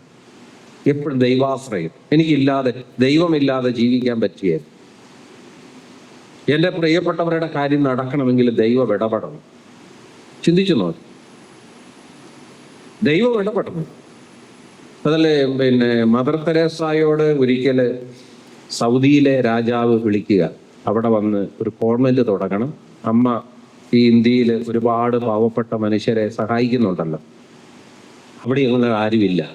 അപ്പൊ സൗദിയിലെ രാജാവ് വിളിച്ചു, അമ്മേ അവിടെ വന്നിട്ട് ഒരു കോൺവെന്റ് തുടങ്ങണം. അപ്പൊ 3 ഓഫറാണ് തരുന്നത്, കൊടുത്തത്. ഒന്നെന്നതാണ്, ഞങ്ങൾ കെട്ടിടം പണിത് തരും, പണിത് തരും, ഞങ്ങൾ കാശ് തരും, ഞങ്ങൾ സ്ഥലവും തരും. എന്ന് പറഞ്ഞാൽ നിങ്ങൾക്ക് പ്രവർത്തിക്കാം. കെട്ടിടം, വലിയ കെട്ടിടം, നിങ്ങൾ ആഗ്രഹിക്കുന്ന പോലെ കെട്ടിടം പണിത് തരാം, കാശും തരാം, സ്ഥലവും തരാം, കൃഷിയൊക്കെ ചെയ്യണമെങ്കിൽ, അത്യാവശ്യം ഗാർഡനൊക്കെ നടക്കണമെങ്കിൽ. മദർ തെരേസ സന്തോഷത്തോടെ സ്വീകരിച്ചു. എന്നിട്ട് മദർ തെരേസ ചങ്കൂറ്റത്തോടെ പറഞ്ഞെന്നറിയാം, രാജാവേ, ഈ കെട്ടിടത്തിൽ ഞങ്ങൾ താമസിക്കാം, നിങ്ങൾ തരുന്ന പണം ഞങ്ങൾ മേടിച്ചോളാം, ഞങ്ങൾ കൃഷിയും ചെയ്തോളാം. പക്ഷേ ഞങ്ങൾക്ക് ഇവിടെ ജീവിക്കണമെങ്കിൽ 3 കാര്യങ്ങളും കൂടെ വേണം. ഇതിനകത്ത് 3 കാര്യങ്ങളും കൂടെ ഞങ്ങൾക്ക് റിക്വസ്റ്റ് ഉണ്ട്. അത് സാധിച്ചു തന്നാലേ ഇത് ഞങ്ങൾക്ക് അക്സെപ്റ്റ് ചെയ്യാൻ പറ്റുള്ളൂ. അതായത് ഈ 3 നിങ്ങൾ പണിതു തരുന്ന കെട്ടിടത്തിനകത്ത് ഒരു പള്ളി വേണം. നിങ്ങൾ പണിതു തരുന്ന കെട്ടിടത്തിനകത്തെ പള്ളിയിൽ ഒരച്ഛനുണ്ടാകണം. ആ അച്ഛന് എല്ലാ ദിവസവും വിശുദ്ധ കുർബാന അർപ്പിച്ച് ഞങ്ങൾക്ക് തരണം. സൗദി അറേബ്യയിൽ നമുക്കറിയാമല്ലോ, പള്ളി അനുവദിക്കുകയാണ്. അപ്പൊ എന്തിനാ മദർ തെരേസ ഇത് പറഞ്ഞത്? കാശ് കൊണ്ട് ജീവിക്കാൻ പറ്റിയല്ല, കെട്ടിടം കൊണ്ട് ജീവിക്കാൻ പറ്റിയല്ല. അപ്പൊ മദർ തെരേസ ചങ്കൂറ്റത്തോടെ പറഞ്ഞു നോക്കിക്കേ, രാജാവേ, ഈ പള്ളി പണിത് തന്നാൽ, അതിനകത്തൊരു വൈദികനെ അനുവദിച്ചാൽ, അതിനകത്ത് വിശുദ്ധ കുർബാനയുണ്ടെന്ന് അനുവദിച്ചാൽ ഞങ്ങൾക്ക് ഈ പ്രസ്ഥാനം തുടരാൻ പറ്റും. എന്നിട്ട് മദർ തെരേസ പറഞ്ഞു തന്നെ, കാശിനൊന്നും ഒരു പഞ്ഞോ ഇല്ല രാജാവേ, ദൈവം ഒരു കൈ തന്നിട്ടുണ്ട്, ആ കൈ നീട്ടിയാൽ ഞങ്ങൾക്ക് വേണ്ടത് കിട്ടും. കാശിനല്ല പഞ്ഞം. അപ്പൊ നോക്കിയേ, മദർ തെരേസയ്ക്ക് മനസ്സിലായി ദൈവം ഉണ്ടെങ്കിലേ ഇതൊക്കെ നടക്കാൻ പറ്റുള്ളൂ. നമ്മളും അത് തിരിച്ചറിയേണ്ട ഒരു കാര്യമാണ്. ഒരു ദൈവ സാന്നിധ്യത്തിന്റെ ഒരു പവർ ഉണ്ട് നമ്മുടെ. ദൈവം കൂടെയുണ്ട്. ചിലർ പറയാ എല്ലാം ദൈവം നടത്തി തരുന്നേ. വേറൊന്നുമല്ല നടത്തി തരും, ദൈവം നടത്തി തരുന്നു. എനിക്കറിയാവുന്ന ഒരു വീട്ടില് ഒരു ധ്യാനത്തിന് പോയതാണ് ഒരു പള്ളിയിൽ. അപ്പൊ ഞാൻ ഒരു വീട്ടിൽ 5 മക്കളുള്ള ഒരു വീട്ടിൽ സന്ദർശിക്കാൻ ഇടവന്നു. അപ്പൊ ഞാൻ ചോദിച്ചു, എങ്ങനെയാ നിങ്ങളെ, വലിയ സാമ്പത്തിക ശേഷിയൊന്നുമില്ല, അപ്പന് ചെറിയൊരു ജോലിയുണ്ട്, അതുപോലെ തന്നെ അമ്മയ്ക്ക് ഈ കന്നുകാലിയുണ്ട്, തേനിന്റെ ഉണ്ട് പരിപാടിയുണ്ട്, അങ്ങനെ കുറച്ച് കാര്യങ്ങളൊക്കെ ഇങ്ങനെ റൺ ചെയ്തുകൊണ്ടിരിക്കുകയാണ്. 5 മക്കളെ ഇങ്ങനെ അവർ വളർത്തി വലുതാക്കി ഇങ്ങനെ കൊണ്ടുപോയി. ചോദിച്ചു, എങ്ങനെയാ ഇതൊക്കെ വളരുന്നു? അപ്പൊ ഈ അപ്പം പറഞ്ഞൊരു കാര്യമുണ്ട്, അച്ഛാ, ഞങ്ങള് 5 പൈസ പോലും ഈ അടുത്ത കാലത്ത് എങ്ങും ഹോസ്പിറ്റലിൽ കൊണ്ട് കൊടുക്കേണ്ടതായിട്ട് വന്നിട്ടില്ല. അനാവശ്യമായിട്ട് ഒരു തെറ്റിലേക്ക് ഒരു കാശ് ഞങ്ങൾക്ക് ദുർവ്യയം ചെയ്യേണ്ടതായിട്ട് വന്നിട്ടില്ല. ഈ 5 മക്കളെ ഓരോ ദിവസവും ഓരോരുത്തരെ പള്ളി വിടും. തിങ്കളാഴ്ച മൂത്തവൻ, ചൊവ്വാഴ്ച 2ാമത്തവൻ, ബുധനാഴ്ച 3ാമത്തവൻ, വ്യാഴാഴ്ച 4, വെള്ളിയാഴ്ച 5ാമത്തവൻ. എന്തിനാ പള്ളി വിടുന്നത്? ഈ കൊച്ചുങ്ങളോട് പറഞ്ഞിട്ടുണ്ട്, മക്കളെ നിങ്ങൾ പള്ളിയിൽ പോകണം, എന്നിട്ട് കുർബാന സ്വീകരണത്തിന്റെ സമയത്ത് ഈശോയെ സ്വീകരിക്കണം, നന്നായിട്ട് പ്രാർത്ഥിക്കണം, ഈശോയെ സ്വീകരിക്കണം. ഈശോയെ സ്വീകരിച്ചു കഴിഞ്ഞ് അധികം ഭർത്താവെന്നും പറയരുത്, ഓടി വീട്ടിൽ വരണം. എന്തിനു വേണ്ടിയാ? ഈശോയെ പള്ളിയിൽ പോയി വീട്ടിൽ കൊണ്ടുവരണം. അപ്പൊ ഈ കുഞ്ഞുങ്ങൾക്കെല്ലാം കിട്ടിയിരിക്കുന്ന ബോധ്യം എന്നാണെന്നറിയാം, പള്ളിയിൽ പോകുന്ന എന്തിനു വേണ്ടിയാ? ഈശോയെ വീട്ടിൽ കൊണ്ടുവരാൻ. ഇനി ഈശോയെ വീട്ടിൽ കൊണ്ടുവന്ന് കഴിയുമ്പോഴോ എല്ലാവർക്കും സ്തുതി കൊടുക്കും, എല്ലാവരുടെയും അടുത്തുകൊണ്ട് സ്തുതി കൊടുക്കും. പക്ഷെ ഞങ്ങളുടെ കുടുംബത്തിന്റെ ഐശ്വര്യം എന്ന് പറയുന്നത് ഈ വിശുദ്ധ കുർബാനയുടെ വരവായിരുന്നു. ചിന്തിച്ചു നോക്കി. അപ്പൊ നമ്മൾ പള്ളിയിൽ പോകുന്ന എന്തിനു വേണ്ടിയിട്ടാണ്? ഈശോയെ വീട്ടിൽ കൊണ്ടുവരാൻ വേണ്ടിയിട്ട്. ഈശോയെ വീട്ടിൽ കൊണ്ടുവരും, അതൊക്കെ ഏറ്റവും വലിയ ഭാഗ്യമല്ലേ? എൻ്റെ ഹൃദയത്തിൽ എൻ്റെ വിശുദ്ധിയുള്ള ശരീരത്തോടുകൂടെ ഞാൻ പോയി, എൻ്റെ വീട്ടിൽ എന്നും ഈശോയുണ്ട്, എൻ്റെ ഹൃദയത്തിൽ എന്നും ഈശോയുണ്ട്, എൻ്റെ വീട്ടിൽ ഇന്നും ഈശോയുണ്ട്. അപ്പൊ അത് പറയാണ്, വീട് ശാന്തമായി. എല്ലാ ദിവസവും വീട്ടിൽ ഈശോ വരുന്നതാണ്. അതുകൊണ്ട് വഴക്കില്ല, അഭിപ്രായ വ്യത്യാസങ്ങളില്ല. പ്രാർത്ഥന കഴിഞ്ഞ് കുറേ നേരം ഇരുന്ന് വർത്താനം പറയും, എല്ലാവരും ഇരുന്ന് സംസാരിക്കും. അതൊക്കെയാണ് ആ വീടിന്റെ ഐശ്വര്യം എന്നാ പറയുന്നത്. ആദ്യം വലിയ സാമ്പത്തികമൊന്നും ഇല്ലായിരുന്നു, ഇപ്പം പയ്യെ സാമ്പത്തികം ആയി വരുന്നു. കിട്ടുന്ന കാശൊക്കെ നല്ല കാര്യത്തിന് വേണ്ടി ഉപയോഗിക്കാൻ പറ്റുന്നു. എപ്പോഴും ഉണ്ട് പശു പാല് വിറ്റ് അധ്വാനിക്കുന്നുണ്ട്, പക്ഷേ അവർക്ക് ആരോഗ്യ പ്രശ്നങ്ങൾ ഒന്നും ഇതുവരെ അടുത്ത കാലത്ത് എങ്ങും വന്നിട്ടില്ല. അപ്പൊ ഈ പറയുന്നതിനകത്തൊക്കെ ഓരോ സത്യങ്ങളില്ല, ചിന്തിച്ചു നോക്കി. അപ്പൊ അതുകൊണ്ട് നമ്മള് എന്നാ പറയുന്നത്, ഒരു ജീവിതശൈലി, സുവിശേഷ ജീവിതശൈലി നമ്മൾ അവലംബിക്കണം. എങ്ങനെയെങ്കിലും ജീവിച്ചതുകൊണ്ട് കാര്യമായിരുന്നു. സുവിശേഷ ജീവിതശൈലി അതാണ് ഈശോ കാണിച്ചു തരുന്നത്. നമ്മുടെ ജീവിതശൈലി എന്താ? നമ്മൾ ശ്രദ്ധിച്ചു നോക്കി. രാവിലെ എണീറ്റു, ഭക്ഷണം കഴിച്ചു, കുറച്ച് ജോലി ചെയ്തു, കുറെ ടെൻഷൻ അടിച്ചു, ആകുലപ്പെട്ടു. അതുകൊണ്ട് എവിടെ എത്താൻ പോകും? അപ്പൊ ധ്യാനത്തിന്റെ റിസൾട്ടായിട്ട് തന്നെ കുറെ പാഠങ്ങൾ നമുക്ക് അനുവർത്തിക്കാൻ തുടങ്ങി. എന്തു ചെയ്താൽ അതല്ലേ, ചിലരൊക്കെ ഈ കൊറോണയുടെ കാലത്തൊക്കെ ചിലർ വന്ന് കാല് പിടിച്ചാ ഒരു കുർബാനയില്ല തരാം, കുറെ കുർബാന ഒന്നും മുടക്കിയിട്ടുള്ളതാണ്. അപ്പോഴാണ് അതിൻ്റെയൊക്കെ വില മനസ്സിലായി. നമ്മൾ ആരെങ്കിലും ചിന്തിച്ചതാണോ പള്ളി കൂട്ടുമെന്ന്? കുർബാന ഇല്ലാത്ത നാളുകൾ ഉണ്ടാകുന്ന ആരെങ്കിലും ചിന്തിച്ചോ? അങ്ങനെയൊക്കെ ഒരു കാലം വന്നപ്പോഴാണ് അതിന്റെ വില മനസ്സിലായത്. പക്ഷെ എങ്ങനെയെങ്കിലും ഒരു കുർബാനയില്ല, അത് കുമ്പസാരിക്കാൻ അവസരം എന്താ? ഞാൻ അകലം നിന്ന് കുമ്പസാരിച്ചു, കുറെ പേര് കുമ്പസാരിപ്പിച്ചു, കുർബാനയും ചൊല്ലിക്കൊടുത്തു പ്രൈവറ്റായി. അത് കിട്ടിക്കഴിയുമ്പോൾ സന്തോഷം എന്നതായിരുന്നു. അപ്പൊ ഇതിന്റെ വില മനസ്സിലാക്കണം നമ്മൾ. അപ്പൊ അതുകൊണ്ട് ഇനിയും ഇതൊക്കെ വരാം. ഒരു കുഞ്ഞൻ വൈറസ് വന്നിട്ടില്ലേ നമ്മളെയൊക്കെ മുൾമുനയിൽ നിർത്തിയത്, അതിന് കാണാനും പറ്റിയല്ലായിരുന്നു. അപ്പൊ നമ്മൾ ഇത്ര ഉള്ളെന്ന് മനസ്സിലായില്ല. നമ്മുടെ മെഡിക്കൽ സയൻസിൽ വല്ല മരുന്നും ഉണ്ടായിരുന്നു, എല്ലാം തല്ലിക്കൂട്ടി അതിന്റെ അനന്തരഫലം ഇപ്പൊ അനുഭവിച്ചുകൊണ്ടിരിക്കുകയാണ്. കേൾക്കുന്നില്ലേ? ഇത് വാക്സിൻ എടുത്തു, അതിന്റെ റിസൾട്ട് അത് ഇപ്പൊ ഇനി ആരെങ്കിലും ഇങ്ങനെ ഒരു വാക്സിൻ വന്ന് ആരെങ്കിലും ധൈര്യപൂർവ്വം എടുക്കുമോ? ഇനി എടുത്ത വാക്സിനോ കഴിഞ്ഞ ദിവസം കിട്ടില്ല, പേപ്പട്ടി കടിച്ചു, വാക്സിൻ ഏൽക്കുന്നില്ല. അപ്പൊ ഇനി എവിടെയാ ഒരു പ്രത്യാശ ഉള്ളത്? ചിന്തിച്ചു. വാക്സിൻ എടുത്തു, പട്ടി കടിച്ചു, മരിച്ചു. അപ്പൊ വാക്സിനോ അതിനകത്ത് വല്ലതും ഉണ്ടോ ഒക്കെ ചിന്തിച്ചു പോയി. അപ്പൊ ലോകത്തെ ആശ്രയിച്ചുകൊണ്ട് ജീവിക്കാൻ പറ്റിയല്ലേ? ഇനി നമ്മൾ ആരെ ആശ്രയിക്കാൻ പറ്റുള്ളൂ? ദൈവത്തെ മാത്രമേ ഇനി ആശ്രയിച്ചുകൊണ്ട് നമുക്ക് ജീവിക്കാൻ പറ്റുള്ളൂ. അതിലാകണം സന്തോഷവും സംതൃപ്തിയും സമാധാനവും ഒക്കെ നമുക്കുണ്ടാകും. അപ്പൊ അതുകൊണ്ട് ഒരുപാട് ശ്രദ്ധിക്കണം, ഒരുപാട് ശ്രദ്ധിക്കണം. ആരോഗ്യം ശ്രദ്ധിക്കണം, ആത്മീയതയും ശ്രദ്ധിക്കണം. അതാണ് ഒന്നാമത്തെ ഒരു തീരുമാനം എടുക്കേണ്ടത്. അതാണ്, ഞാനിനി എൻ്റെ ആരോഗ്യം ശ്രദ്ധിക്കും. കുറച്ച് കാര്യങ്ങൾ വായിച്ചു, ധ്യാനിച്ചു, നല്ല കാര്യങ്ങൾ ചിന്തിച്ചുകൊണ്ടിരുന്നു, എൻ്റെ തെറ്റ് തിരുത്തി, എൻ്റെ പ്രിയപ്പെട്ടവരോട് മനസ്സ് തുറന്ന് സംസാരിച്ചു. എന്നെക്കുറിച്ച് അവർ ഒന്നും ചെയ്യണ്ട, കൂടെ നിന്ന് കൊടുത്താൽ മതി. അടുക്കളയിൽ ജോലി ചെയ്യണം, നമുക്കൊന്നും ചെയ്യാൻ അറിയത്തില്ല, അവിടെ കൂടെ നിൽക്കണം, ഞാൻ എന്താണ് ചെയ്യേണ്ടത് മാത്രം ഒന്ന് എടുത്ത് കൊടുത്താൽ മതി. അതാണ്, എന്തു ചെയ്യാൻ പറ്റുമെന്നാണ് നമ്മൾ ചിന്തിക്കേണ്ടത്. ഇനി കഴിഞ്ഞ കാലത്തിൽ ഇങ്ങനെ ജീവിക്കാൻ പറ്റിയില്ല. നമ്മുടെ പ്രിയപ്പെട്ടവരൊക്കെ വരുമ്പോൾ ഏറ്റവും സ്നേഹത്തോടെ കരുതലോടെ നമുക്ക് സംസാരിക്കാനും, നമുക്ക് അരിശപ്പെടൽ ദേഷ്യപ്പെടലൊക്കെ മാറ്റിയിട്ട് നമുക്ക് എന്നാ ഹൃദ്യമായ രീതിയിൽ സംസാരിക്കാനും ഒക്കെ നമുക്ക് സാധിച്ചാൽ നമ്മുടെ ജീവിതം ധന്യമായി. അതാണ് ഈശോ പഠിപ്പിക്കുന്ന ഒരു പാഠം, സുവിശേഷ ജീവിത ശൈലി. സുവിശേഷത്തിൽ ഈശോ എന്താ കാണിച്ചു തരുന്നത്? അപ്പൊ അങ്ങനെ എൻ്റെ ജീവിതത്തിൽ പ്രാവർത്തികമാക്കാനുള്ള അനുഗ്രഹത്തിന് വേണ്ടി നമുക്ക് പ്രാർത്ഥിക്കാം. നമുക്ക് എണീറ്റ് നിർത്താം. പ്രിയപ്പെട്ടവരെ, ഈശോയുടെ ജീവിതശൈലി അവലംബിച്ച് ജീവിക്കാനുള്ള അനുഗ്രഹത്തിന് വേണ്ടി നമുക്ക് പ്രത്യേകമായിട്ട് പ്രാർത്ഥിക്കാം. നമ്മൾ അതുകൊണ്ട് പുറകോട്ടൊന്ന് തിരിഞ്ഞു നോക്കണം, നമ്മൾ എങ്ങനെയാണ് ജീവിക്കുന്നത്. സുഭാഷിതങ്ങളിൽ 2-ാം അധ്യായം സോളമൻ